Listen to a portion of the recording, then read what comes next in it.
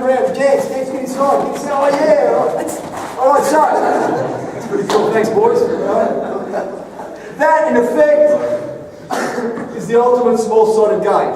So people tar them up, they put a little goalkeeper here, take a goalkeeper around, put another guy in, do this, throw it. But in the end, all it is I'm running at you, you're running at me, he's running at her, ball's coming at me, I'm going like that, and I'm having to change direction relative to different stimuli. Got it? Small-sided games. So, the evolution of small-sided games is that you can get fit in small-sided games, you can get a lot of touches, you can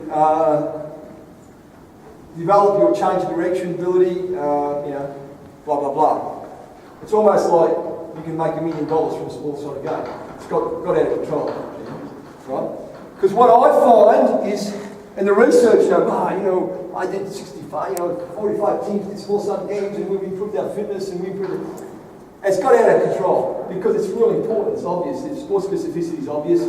It's a simple way to develop perceptual awareness, change your direction, get fit, heart rate up, lots of touches, 2 on 2, 3 on 3, 4 on 4. The research is out there, or soccer or footy or whatever.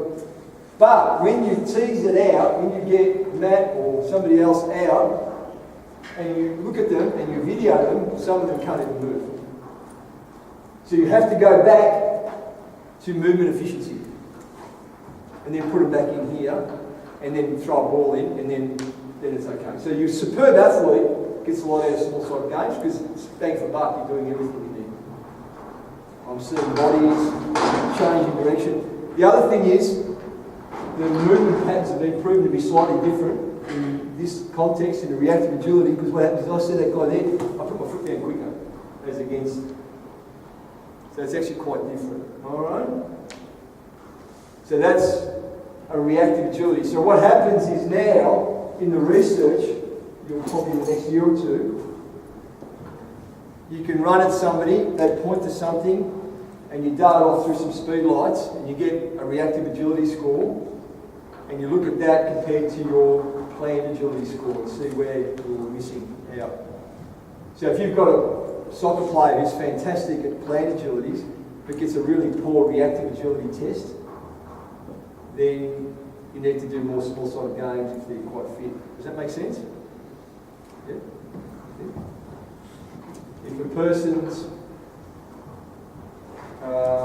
really, really good with their reactive agility score and really, really poor with their power and their planned agility, then they probably need to do a bit more conditioning because they'll actually even get better, because it means they're really good at seeing things, but they may not be the best athletes. All right?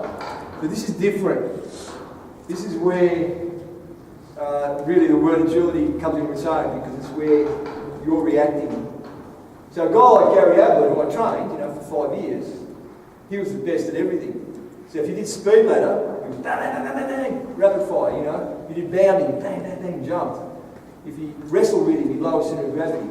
But he also has got the eyes of the Swedish Jaguars, He's sort of like, he sees everything. So put it all together, he's a superstar. So he just ticks all the boxes, But a lot of guys and girls are very good in here. They see everything, but they're not great athletes. So they need to work on their athleticism. Or vice versa. A track and field athlete who wants to play football needs to spend all their time training with the ball. Because otherwise they'll never be able to react to stimuli. Alright, so